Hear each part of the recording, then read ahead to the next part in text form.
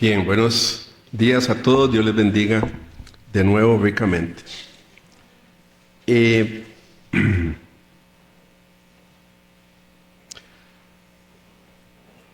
la mañana me desperté y puse ahí unas palmeritas en la entrada, bueno, ya tardillo, porque pienso que digamos, yo le decía a Susana, las cosas visuales, ¿verdad?, nos ayudan a ver mejor, a entender mejor qué es lo que estamos celebrando. En este día celebramos la entrada triunfal, lo que conocemos como la entrada triunfal de Jesucristo, el inicio de la pasión, el inicio de la Semana Santa, ¿verdad? Se inicia un día como hoy, que la gente aclamaba a Jesús cuando estaba entrando a Jerusalén, y luego los acontecimientos de su muerte por nosotros, que es muy importante reflexionar en esa muerte de Jesús, ¿verdad?, por nuestros pecados. Y el próximo domingo celebramos la resurrección. Las celebraciones son muy importantes, de las fiestas. Vea en la escuela dominical veíamos, siempre están repasando las fiestas de los judíos, ¿verdad? ¿Para qué es una fiesta? Para recordar las fechas, ¿verdad? Si usted cumple años, ¿qué es lo que está celebrando usted? Usted está celebrando una fecha en que Dios le dio la vida, le dio la vida para que naciera, ¿verdad? Entonces usted celebra año con año su cumpleaños y los cumpleaños de sus familiares, ¿verdad? Y es un fiestón, ¿verdad?, cuando usted cumple años. Algunos ahora lo celebran como un mes de cumpleaños, ¿verdad? Exagerados, ¿verdad? Pero eso es. Y entonces las fiestas cristianas también hay que celebrarlas y entender por qué las estamos celebrando. Usted celebra su cumpleaños porque usted entiende que Dios le dio la vida, que usted nació ese día, ¿verdad? Entonces, la entrada triunfal es una de las fiestas, y creo que todas las iglesias, hermanos, cristianas en el mundo celebran este día. Antes llenábamos esto de palmas, es que se me olvidó, ¿verdad? Se me olvidó hacerlo, pero para que recordáramos mejor. Bien, vamos a ir al libro de Juan, capítulo 12, del 12 al 19. Libro de Juan. Todos los evangelios se refieren a esta fiesta, a la entrada triunfal. Todos, ¿verdad? Mateo, Lucas, Juan, se refieren a esta fiesta. Dice así la palabra de Dios, Juan 12, del 14, vamos a leer del 14, más bien del 12 al 19. Juan 12, 12 al 19. Dice así la palabra de Dios. El siguiente día, grandes multitudes que habían venido a la fiesta, al oír que Jesús venía a Jerusalén, tomaron ramas de palmera y salieron a recibirle y clamaban: ¡Hosana! Bendito el que viene en el nombre del Señor, el Rey de Israel. Y halló Jesús un asnillo y montó sobre él, como está escrito: No temas, hija de Sión, he aquí tu rey viene, montado sobre un pollino de asna. Estas cosas no las entendieron sus discípulos al principio, pero cuando Jesús fue glorificado, entonces se acordaron de que estas cosas estaban escritas acerca de él y de que se las había hecho. Y daba testimonio la gente que estaba con él cuando llamó a Lázaro del sepulcro y le resucitó de los muertos, por lo cual también había venido la gente a recibirle, porque había oído que él había hecho esta señal. Pero los fariseos dijeron entre sí: ya veis que no conseguís nada, mirad, el mundo se va tras él. Oremos, hermanos. Padre nuestro que estás en los cielos, te damos gracias y te alabamos, Señor, por estar aquí en este lugar, en este templo, Señor, donde estamos con tu presencia. Tu santa presencia está entre nosotros, Señor, y te damos gracias por estar vendiéndote este culto, por estar dándote gloria y alabanza a ti, Señor, en este día. Un día muy importante en la vida de todos los cristianos, Señor. Ayúdanos a entender, Padre, estos acontecimientos y en qué forma nos deben de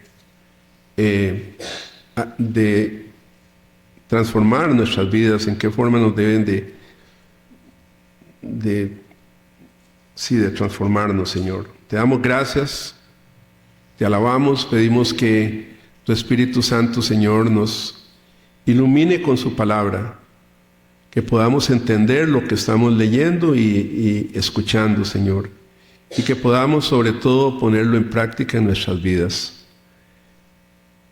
Gracias, Señor. Bendice tu palabra en el nombre de Jesús. Amén.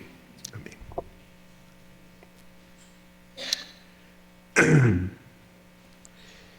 El mensaje le puse como nombre Venga tu reino. Es un tema, ¿verdad? Que lo vemos aquí en este pasaje. Venga tu reino. Cuando nosotros oramos el Padre Nuestro, siguiendo el modelo del Padre Nuestro, nosotros decimos, hay una petición en el Padre Nuestro que dice, venga tu reino. Venga tu reino. ¿Y qué significa eso, hermanos? Después de que nosotros oramos, venga tu reino, después, ¿qué hacemos? ¿Nos quedamos quietos? ¿Solamente pedimos que venga su reino? Pero no debe ser así, hermanos. Esa es una petición que nos afecta a nosotros, nos concierne, nos hace querer hacer algo.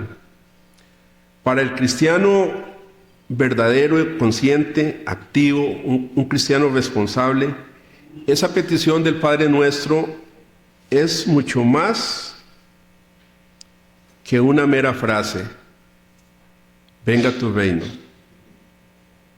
Esa petición nos recuerda a todos nosotros el estado de gracia en que estamos ahora por la venida del reino de Jesús, pero nos recuerda también nuestro propio deber cristiano en este mundo. Cuando nosotros pedimos a Dios que venga a tu reino, eso nos involucra a nosotros a hacer algo para que ese reino de Dios venga a este mundo, ¿verdad? No es solo pedir, venga a tu reino y nos quedamos con las manos cruzadas. Y un cristiano, hermanos, siente arder en su corazón las lágrimas que Jesús derramó un día como el de hoy, cuando venía bajando hacia Jerusalén,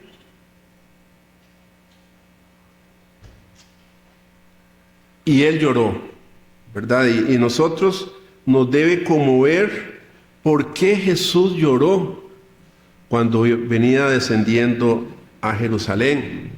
Y él lloró por la dureza, por esos corazones tan duros que tenía el pueblo, la ciudad de Jerusalén, que hasta los profetas había matado. Al recordar, hermanos, todos nosotros este episodio de las Sagradas Escrituras, no podemos sino exclamar, agradecidos y llenos de santo celo, venga, Señor, tu reino. Venga, Señor, tu reino. Este mundo necesita hoy en día esa oración, hermanos. Es un mundo muy confundido, muy loco, ¿verdad? Yo digo un mundo loco, ¿verdad? Un mundo que a lo bueno ahora, a lo que es bueno le llaman malo, y a lo que es malo le llaman bueno. Está al revés. Y nosotros debemos, como cristianos, pedir al Señor, Señor, venga venga tu reino. ¿Y a dónde? Primeramente, que tu reino venga a nosotros, ¿verdad? Y nos afecte, nos ayude a ser valientes. Ese reino de Dios que nosotros también venga a través de usted y yo y todos los cristianos a este mundo, el reino de Jesucristo. ¿Y cómo puede venir ese reino? Dice, solamente, hermanos, hablando pidiéndole en oración a Dios por este mundo, ¿verdad? Para que Dios toque los corazones de esas personas que no creen o que tienen a Jesucristo como una historia solamente. Entonces, son dos cosas: que tu reino venga a nosotros primero. Y eso es lo que en la ciudad de Jerusalén se estaba celebrando cuando vieron que Jesús venía, ¿verdad? Llamamos a este día del Señor Domingo de Ramos, el Domingo de Ramos. Y este día recordamos, hermanos, un hecho muy importante y singular en la vida de nuestro Señor Jesucristo. La Escritura nos presenta en este pasaje a un Jesucristo que ya no se muestra esquivo ni evasivo, ¿verdad? Durante todo su ministerio, más de una vez Él le dijo, vea, no digan esto, no digan que yo hice esto. Era como evasivo y se iba y todo eso. Pero ya aquí, en este día,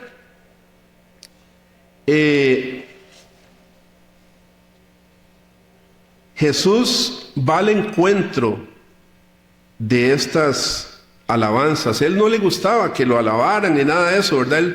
Él nos mostró siempre mucha humildad. Pero aquí Él va de frente al encuentro de estas alabanzas que el pueblo hacía lleno de júbilo, ¿verdad?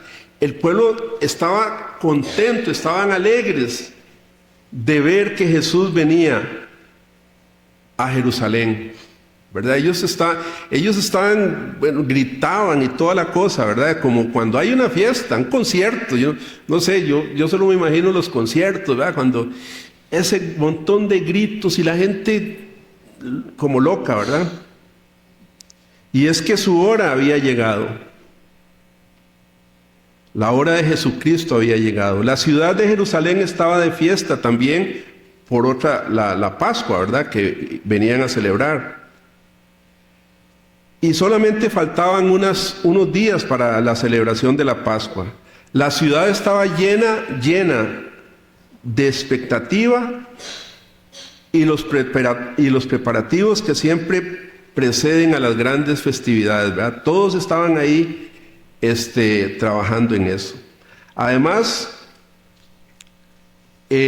habían venido de muchos lugares hebreos que vivían en el interior del país y aún en países vecinos. Venía de todas partes.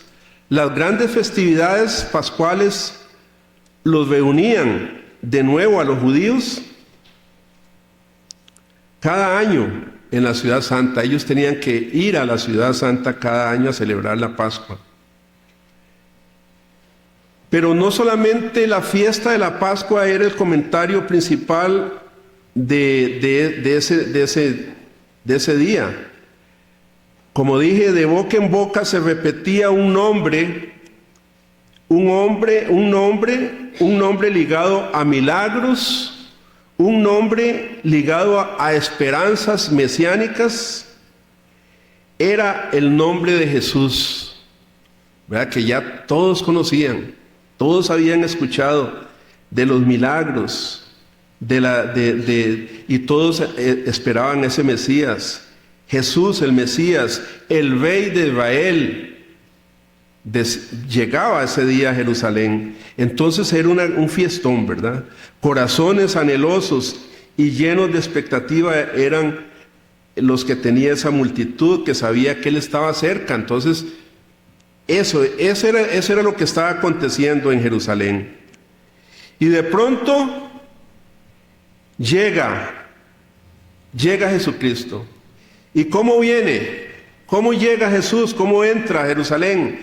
Dice Juan, y halló Jesús un asnillo y montó sobre él. Hay otras versiones en los otros evangelios, pero más o menos es la idea. Jesús entró montado en un pollino, en un burrito, en Jerusalén. Y comparado con las fastuosas entradas de los reyes de ese tiempo, ¿verdad? Los reyes romanos de aquella época, y a la cual ellos estaban acostumbrados cuando entraban los romanos veniendo de la guerra, etc. Pensaríamos que la multitud debía encontrar ridícula esa entrada de Jesús montado en un pollino, entrando a Jerusalén. Pero no fue así, hermanos.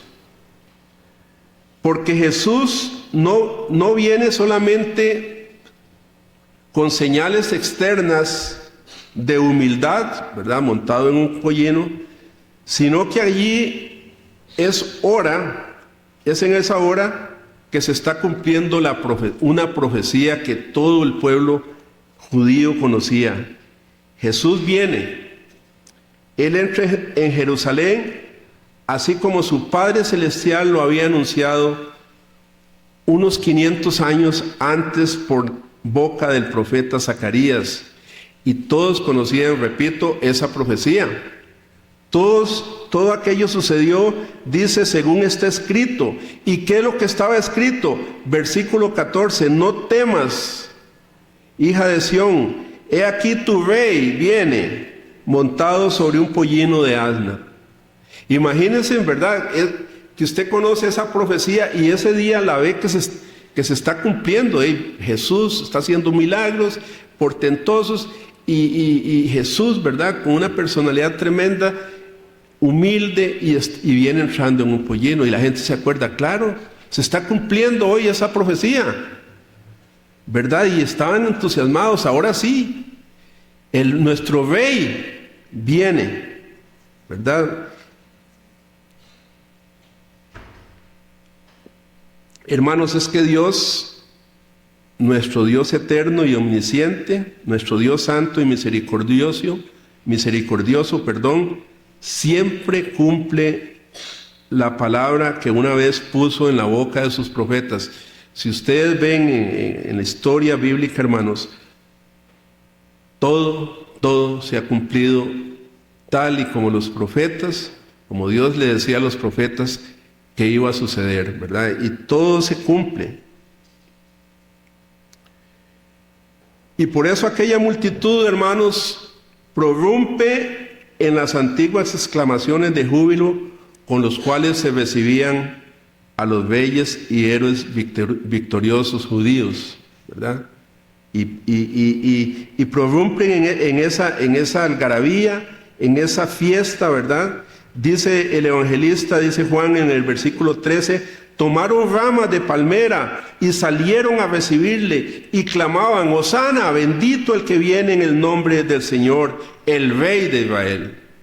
No había ninguna duda para ellos que Jesucristo era el Rey, era el Mesías, ¿verdad? El Mesías anhelado, ansiado.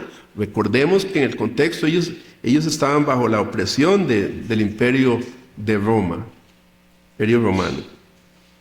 Jesús entra en la ciudad como está escrito, Todas las profecías se cumplen, hermanos. Lean las profecías en el Antiguo Testamento y ahí se van cumpliendo. El contexto histórico en que sucedieron estos acontecimientos, repito, no era una época feliz para el pueblo judío. En el aspecto material, era una nación oprimida y avergonzada bajo el yugo del conquistador romano, del imperio romano. No debe ser bonito estar bajo la bota de un imperio, ¿verdad? Y menos un imperio pagano como veían los judíos a Roma, ¿verdad? Que era un imperio pagano y ellos estaban sometidos a ese imperio romano. Y era una nación entonces que clamaban por un libertador, anhelaban un libertador, alguien que los hiciera libres de la opresión extranjera, de la opresión romana. Eso era en el aspecto material. En el aspecto espiritual, según las propias palabras del Señor Jesucristo en Mateo 9:36, las multitudes del pueblo eran verdaderamente dignas de lástima. En la parte espiritual, los judíos daban lástima. Y Jesús decía en ese versículo, en Mateo 9:36, porque estaban desamparadas y dispersas como ovejas que no tienen pastor. ¿No se les parece, hermanos, un poco a este mundo ahorita en que estamos desamparadas, dispersas? Aún la iglesia cristiana la veo así, dispersas como ovejas que no tienen pastor. A ese pueblo que estaba en desgracia y se hallaba descarriado, vino el Mesías y Rey en ese día memorable, en este día tan importante. Dice que entra con una actitud mansa y humilde, muy diferente a los reyes, ¿verdad?, de ese tiempo. La actitud de Jesús es mansa y humilde hacia sus súbditos. Y en todo el ministerio de Jesús, ¿verdad?, usted ve a Jesús, un Jesús con una actitud mansa y humilde, no prepotente como la de los mandatarios de ese tiempo. No en vano Jesús dijo en Mateo 11:29, aprended de mí, que soy manso y humilde de corazón. Hermanos, nosotros, los cristianos, una de las cosas que debe caracterizar a un cristiano es la humildad de corazón. No la arrogancia, no que yo soy muy grande o muy inteligente o muy guapo, ¿verdad? Nada de eso. La actitud debe ser siempre como la de nuestro Señor Jesucristo, humilde de corazón. Mansa y humilde fue sin duda también la mirada con que nuestro Rey, el Rey Jesucristo, observaba aquella muchedumbre, aquella masa de personas, pero iba hacia ellos decididamente como el Rey que sabe que saldrá victorioso aún antes de entrar a la batalla final. Él va de frente. Él sabe que al final la victoria iba a ser de él, aunque la lucha iba a ser terrible. Y en esta Semana Santa vemos todas esas luchas, esos acontecimientos. También eso estaba escrito, porque puesto que ese rey era aquella simiente de la mujer, ¿recuerdan?, que le aplastaría la cabeza a la serpiente. El Rey Jesús triunfaría, le aplastaría la cabeza a la serpiente. Bendito el Rey de Israel. Seguía clamando la multitud, bendito Jesús, bendito el Rey. Pero al escucharlos y al mirar con sus ojos divinos en sus corazones entusiasmados, pero vacíos espiritualmente, era una euforia exterior solamente. Aquel rey lloró sobre aquella ciudad de Jerusalén, diciendo, oh, si también tú conocieses, a lo menos en este día, lo que es para tu paz. Mas ahora, dice, está encubierto de tus ojos. Sí, porque la emoción que tenían era solamente externa, no era nada espiritual. Ellos no sabían nada de la parte espiritual que significaba la entrada de Jesucristo. Aún ellos esperaban un rey terrenal solamente. Yo creo, hermanos, que ningún pueblo ni ninguna ciudad en el mundo han vuelto a experimentar en tal medida la gracia de Dios y su buena voluntad como la experimentaron en aquellos días Jerusalén y sus habitantes. Ninguna ciudad ha vuelto a experimentar eso, que el Rey, la presencia del Rey Jesucristo, entre a su ciudad. En aquel día, Dios fue al encuentro de los hombres con toda su magnificencia, hermanos. Aquel día el Espíritu de Dios puso en los labios de los hombres el testimonio de la verdad, pero aquellos hombres estaban ciegos. Aunque hablaban y decían, bendito el Rey, y conocían las profecías, ellos estaban vacíos y ciegos espiritualmente. Como pasa con muchos hombres y mujeres hoy en día, ¿verdad? Es pura emoción externa, pero adentro no hay nada. Hermanos, en esta hora Cristo el Rey viene a nosotros. Hoy, cuando Él dice, decid a la hija de Sión, nos está nombrando a nosotros, miembros que somos de la iglesia cristiana, a todos nosotros.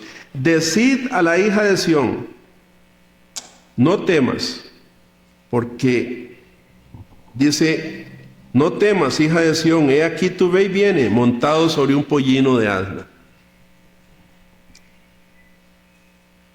Él viene a nosotros y a los demás hombres con su mensaje de reconciliación. Por eso la oración del Padre Nuestro, venga tu reino, primero a nosotros, venga a nosotros tu reino, el Evangelio de la paz, como está escrito, no temas porque yo te redimí, yo te puse nombre, mío eres tú, dice Isaías 43:1. Oh hermanos, quiera Dios que reconozcamos en este tu día, en este nuestro día, lo que sirve, lo que produce nuestra verdadera paz. Como dijo Jesús cuando lloró por los habitantes de Jerusalén, oh, si supieran. Y está tan cerca de nosotros, ¿verdad?, el Espíritu Santo de Jesús. Donde quiera que se predique el Evangelio, hermanos, de Cristo, ahí está Él, llamando a la puerta de los corazones y diciendo, no temas, hija de Sión. He aquí, tu Rey viene. ¿Y por qué Dios viene a nosotros? ¿Por qué? Porque nosotros no pudimos ir a Él. Él siempre viene a nosotros. Él siempre está llamando, ¿verdad? Nosotros no podemos ir a Él. Manso y humilde viene sin ninguna fastuosidad, sin ánimo de impresionar a los pobres y hacerlos sentirse más pobres. No, Él viene manso y humilde de corazón. Por esa razón vino Él al mundo. Y lo vemos en Juan 3:16, versículo muy conocido, porque de tal manera amó Dios al mundo que dio a su Hijo unigénito, para que todo aquel que en Él crea no se pierda, mas tenga vida eterna. Juan 3:16. Por causa del amor de Dios para con los hombres, nosotros ahora podemos exclamar, llenos de gozo también, tu reino viene a nosotros. Venga tu reino a nosotros. Dios quiere, hermanos, que cada uno de nosotros también abramos nuestro corazón siempre, ¿verdad? Si estamos ahí medios indiferentes, abramos totalmente nuestro corazón para que nuestro Rey entre y reine en nuestras vidas. Pero ese mismo amor divino que experimentamos en nosotros debe impulsarnos, hermanos, los que tenemos a Cristo ya en nuestros corazones, debe impulsarnos también a exclamar, llenos de amor y celo santo, en segundo lugar: tu reino viene, venga tu reino por medio de nosotros ahora. Nosotros somos ciudadanos del reino de Dios ahora, cada creyente, usted y yo, somos ciudadanos del reino de Dios. Ahora nosotros debemos clamar, venga tu reino por medio de nosotros. En aquella multitud que recibió con hosanas y bendiciones al Señor Jesús a las puertas de Jerusalén, habían tres clases bien definidas de personas. Ese día, en medio de esas multitudes, habían tres tipos de personas. Una clase de aquellas personas estaba formada por ese grupo que Juan describe en los versículos 17 y 18 de este pasaje que leímos, que dice: y daba testimonio la gente que estaba con él cuando llamó a Lázaro del sepulcro y le resucitó de los muertos, por lo cual también habían venido la gente a recibirle, porque habían oído que él había hecho esta señal. Esto es importante, hermanos. ¿Quiénes eran ese tipo de personas? Seguramente estos últimos formaban la inmensa mayoría de esa muchedumbre que recibió con entusiasmo y que gritaban hosanas y bendito sea. La inmensa mayoría de esas personas se trataban de este grupo. Ese grupo numeroso se encuentra con frecuencia, hermanos, en aquellos lugares donde se reúnen muchedumbres, iglesias grandotas, ¿verdad? Muchedumbres. No estoy hablando que es malo que una iglesia sea grande, pero lo que hemos visto, lo que sabemos. Aquí están presentes. ¿Por qué estaban presentes? Porque habían oído que él había hecho esta señal.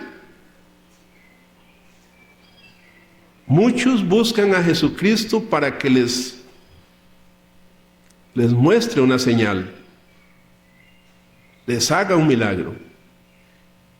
Vengan por su milagro, dicen los pastores, vengan esta noche, venga por tu milagro esta noche. Y todo el mundo se llena, ¿verdad?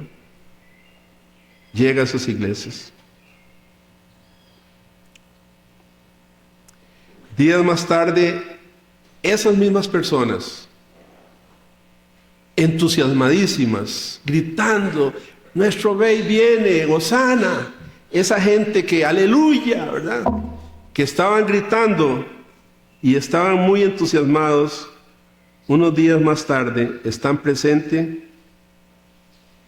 porque quieren ver a quién Poncio Pilatos va a darle finalmente la libertad, si a Barrabás o Barrabás el ladrón y asesino, o si a Jesús de Nazaret. Y ahí estaba, esa gran multitud estaban, ¿verdad? ¿A quién? Cuando Pilato dijo, bueno, ¿a cuál de los dos suelto, verdad? ¿A este ladrón o a Jesús? Y ahí está el montón de gente, espectadores, expectantes.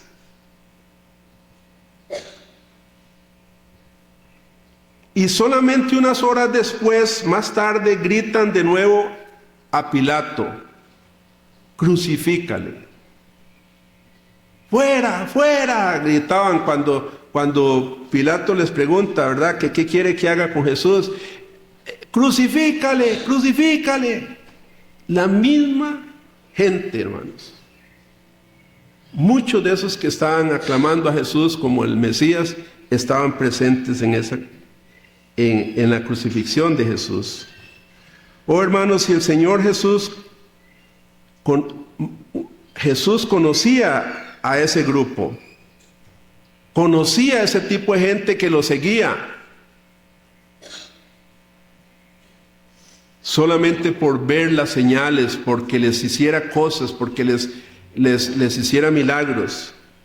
Y los conocía también que de ellos dijo: este pueblo con los labios me honra, de labios hablan de mí, mas su corazón está lejos de mí. Esto lo encontramos en Marcos 7:6, esas palabras de Jesús. Este montón de gente me honran con sus labios, pero su corazón está lejos de mí. Y yo pregunto, hermanos, esta mañana a todos ustedes, ¿quiénes serían este grupo en la sociedad de nuestra época actual? ¿Quiénes serían ese grupo en las iglesias y la sociedad actual?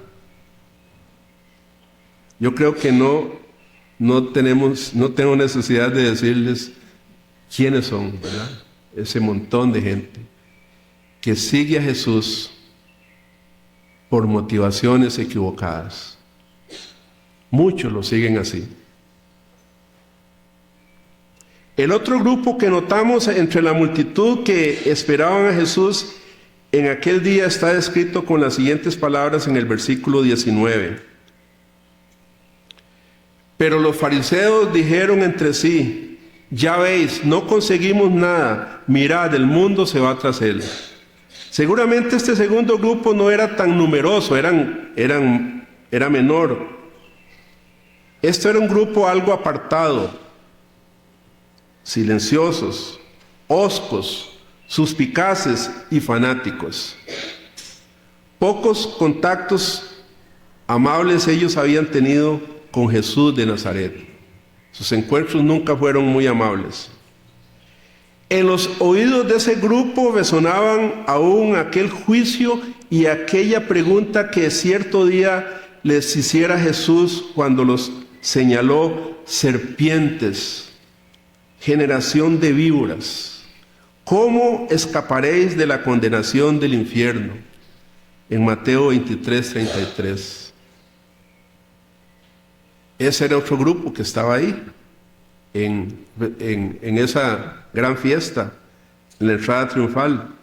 Estos fariseos y sus semejantes no amaban realmente al pueblo que pretendían conducir. Ellos no amaban al pueblo de Israel. Y ahora, al ver que la muchedumbre aclamaba al odiado Jesús de Nazaret, dijeron entre sí: ya veis, no conseguéis nada, mirad, el mundo se va tras él. Y creo que este segundo grupo tampoco necesitamos ubicarlo en la sociedad moderna, ¿verdad? Ustedes saben quiénes pueden ser como este grupo, ¿verdad? Enemigos del Evangelio, aunque religiosos, aunque se mostraban religiosos.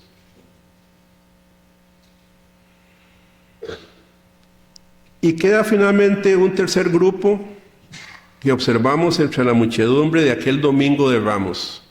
Vamos a ver quién es ese grupo. Nos lo imaginamos un grupo bastante reducido, bastante pequeño.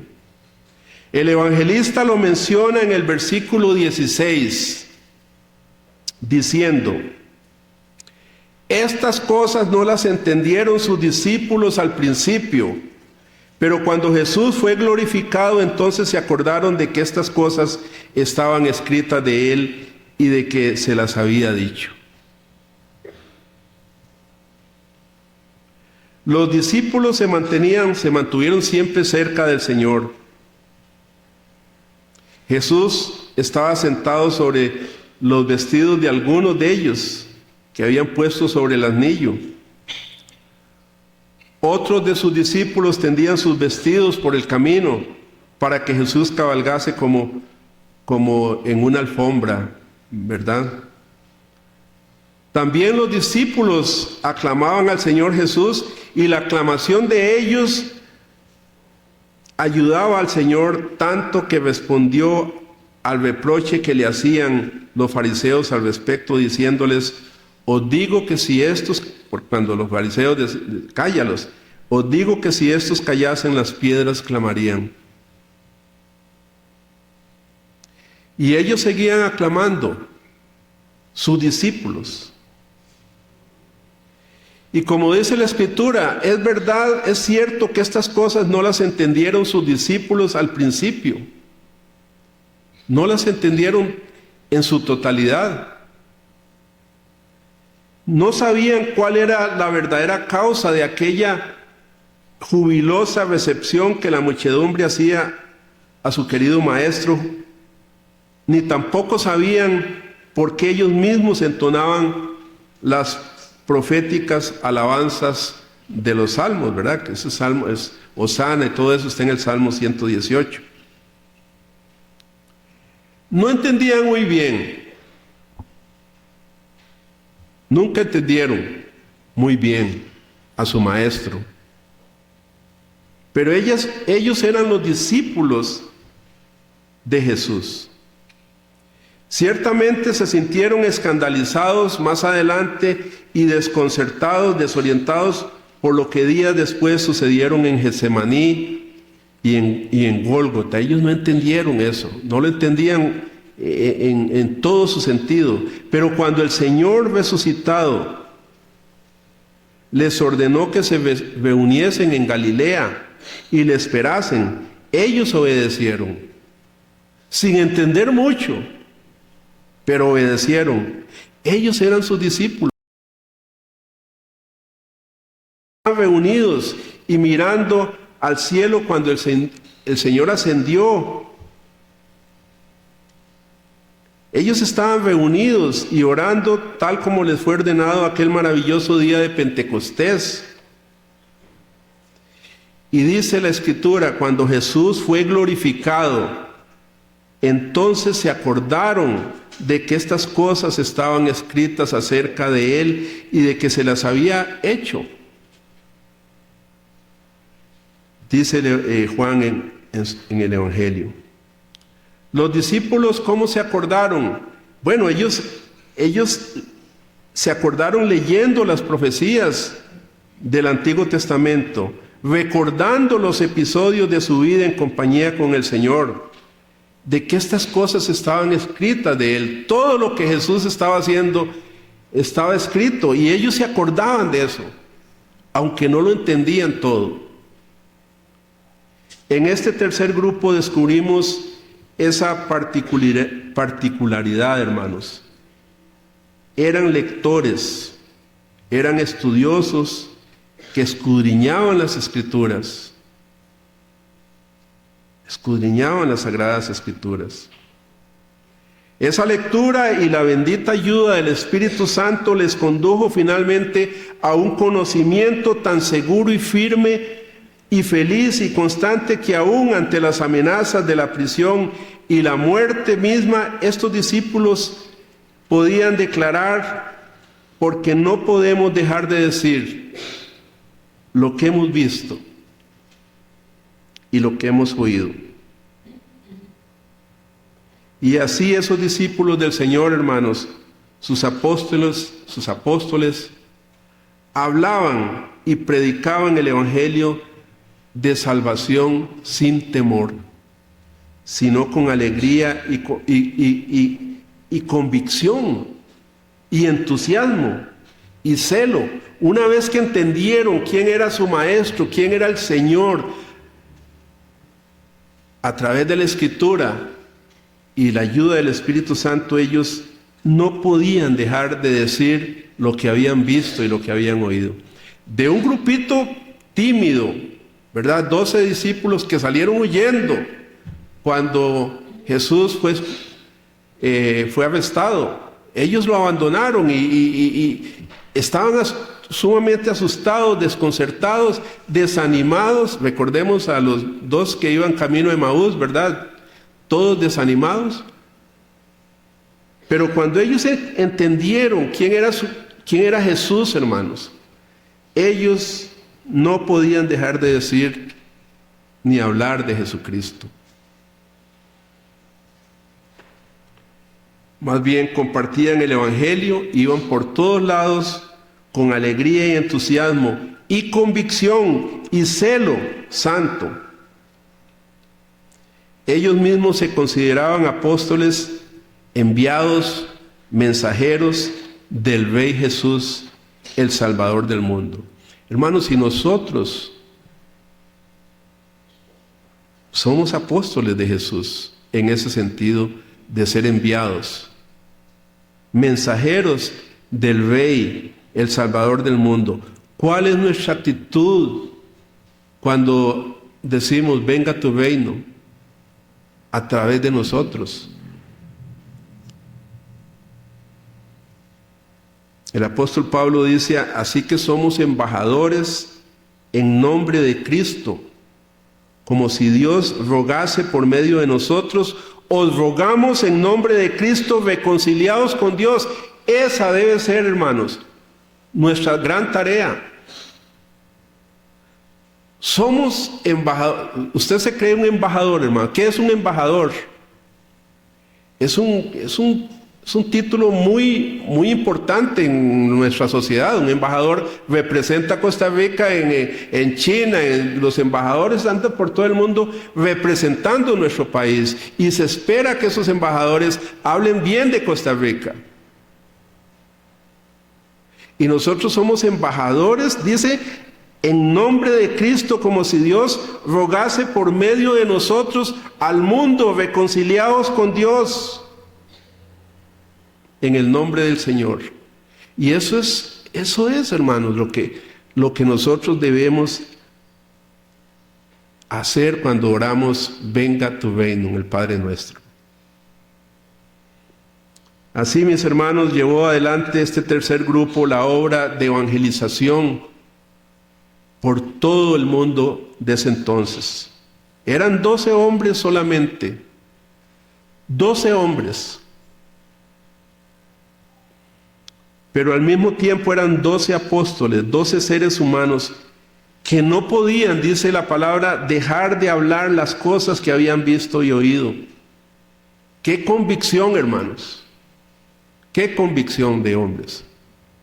Yo me pregunto, ¿tenemos nosotros esa convicción? No podemos dejar de hablar lo que hemos oído y lo que hemos visto con nuestros ojos espirituales. Eran 12 seres humanos que hablaban de Jesucristo, las cosas que habían aprendido, las cosas que habían oído. ¿Y qué alcanzaron esos 12 hombres? Conquistaron el mundo de su tiempo. Por medio de ellos el mundo conoció el reino de gracia de Jesucristo. Por medio de ellos el mundo conoció ese reino, conoció la salvación eterna del hombre por los méritos de Jesús solamente, no por ellos. Conoció el mundo el evangelio de gracia de Jesucristo. Estos 12 hombres cambiaron el curso de la historia y de la civilización humana, hermanos. 12 hombres solamente.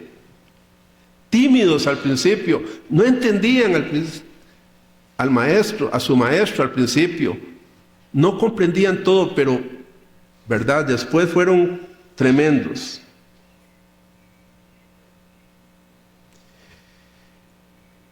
Y nosotros, hermanos, también conocemos esa doctrina de los apóstoles, la misma doctrina que ellos predicaron en el siglo I, ahí adelante. Es la misma doctrina que nosotros también conocemos.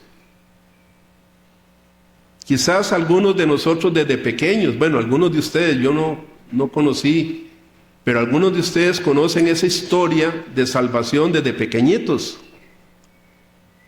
Pregunto, hermanos,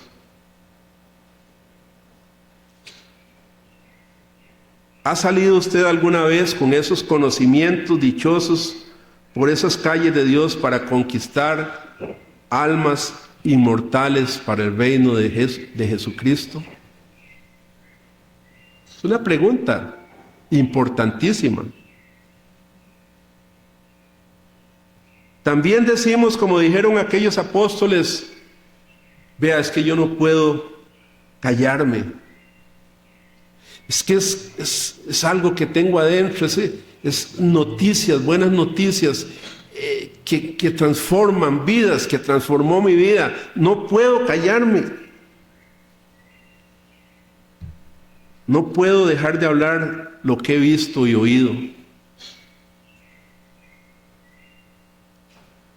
Por cierto, hermanos, sería bastante triste que quisiéramos, como muchos cristianos lo hacen, que hablen de su fe, de sus convicciones cristianas, solo cuando los obligan los demás. ¿Usted es cristiano? Sí. Todos tímidos. Todos tímidos. ¿Usted es cristiano? Sí. Sin ningún entusiasmo, sin convicción cristiana, con esa falta de entusiasmo que parece que esos comerciantes que venden productos que ellos saben que están malos. ¿Ha visto? Que usted está vendiendo algo que usted sabe que está malo, así, esa falta de entusiasmo. No, este producto, esto que estoy vendiendo te va a salvar la vida, te va a llevar al cielo. Con entusiasmo. Oh, hermanos, que podamos decir con el apóstol Pablo que decía, porque no me avergüenzo del Evangelio. No me da vergüenza el Evangelio. Y lo voy a hablar donde quiera que esté, a quien quiera que me quiera escuchar. Desde el más humilde hasta el más grande. No me avergüenzo del Evangelio. ¿Por qué no me avergüenzo del Evangelio? Porque es poder de Dios para salvar a todo aquel que cree. Qué lindo, ¿ah? Para cada cristiano, hermanos, hoy en día hay un puesto de trabajo en el reino de Dios. No sé por qué algunos cristianos dicen, es que yo en la iglesia, a mí no me ponen a hacer nada, yo necesito hacer algo. Hermano, vaya, predique, dígale a las personas que usted ha sido salvo por la gracia de Dios. Eso es todo. ¿Cómo no podemos hacer eso? Para cada cristiano, hermanos, hay un lugar, así como hay también para nosotros un lugar destinado en su reino de gloria.